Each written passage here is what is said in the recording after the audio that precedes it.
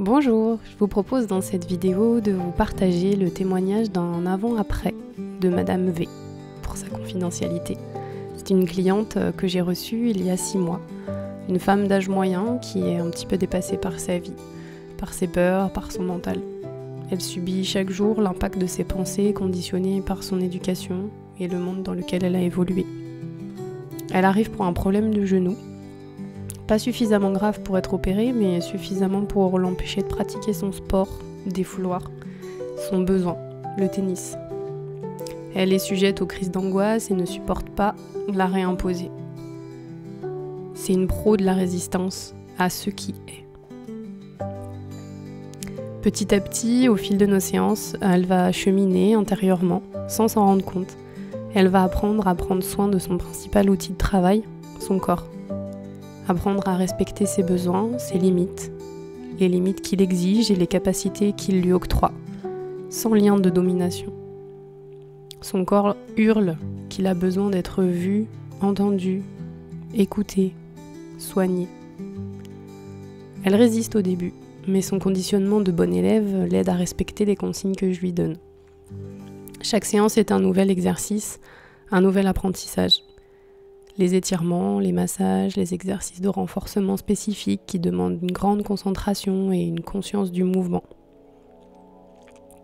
Au fur et à mesure, elle cède, car elle est encouragée par les résultats physiques provoqués par son assiduité. Les douleurs diminuent et la conscience augmente. Lors de ces 20 séances, elle a appris à être à l'écoute de son corps, reconnaître ses signes d'alerte et savoir comment y réagir directement. Une nouvelle confiance grandit petit à petit et fait place à une nouvelle relation avec elle-même. C'est les larmes aux yeux qu'elle me dit que je l'ai tellement aidée au cours de son chemin de guérison qu'elle va avoir du mal à ne pas me demander de la rassurer régulièrement sur ce qu'elle sent et comment elle y réagit. Tout cela, je lui ai appris. Elle sait.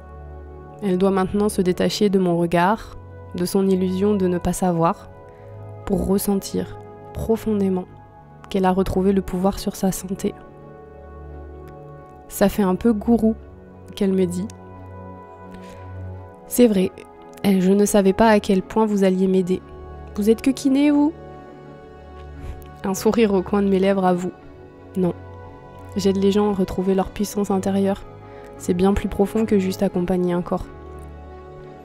Et gourou voudrait que vous restiez à dépendre de moi. Non, je vous ai juste aidé, proposé un chemin nouveau et vous avez osé l'explorer. Vous avez aussi choisi de faire l'expérience du nouveau, de l'inconnu. Et vous y avez découvert du bien-être, du lâcher-prise, de la confiance. Et vous avez appris à créer une nouvelle relation avec votre corps. Elle me dit, c'est vrai, moi j'ai testé et j'ai aimé ce que j'y ai trouvé. Voilà comment se résume un accompagnement holistique. On travaille le corps, le mental, les émotions, bref, tous les freins qui peuvent entraver votre propre guérison intérieure. Et lorsque tous ces freins sont tombés, alors votre guérisseur peut de nouveau refaire son œuvre et vous permettre de vivre votre vie à votre plein potentiel. N'oubliez jamais qu'une partie de vous sait, mieux que vous, ce qui est juste pour vous.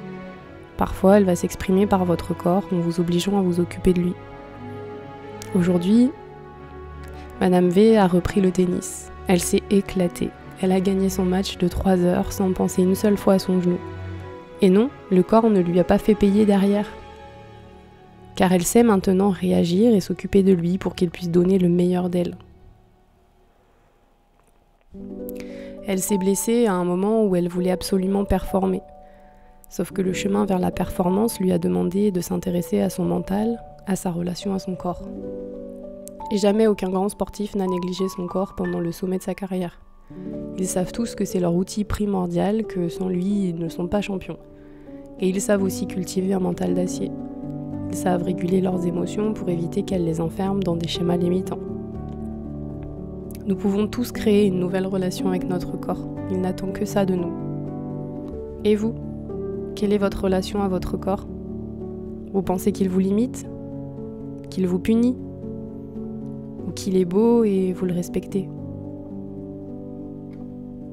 Merci pour votre écoute. À bientôt. Réservez votre accompagnement dans le lien dans la description. À bientôt!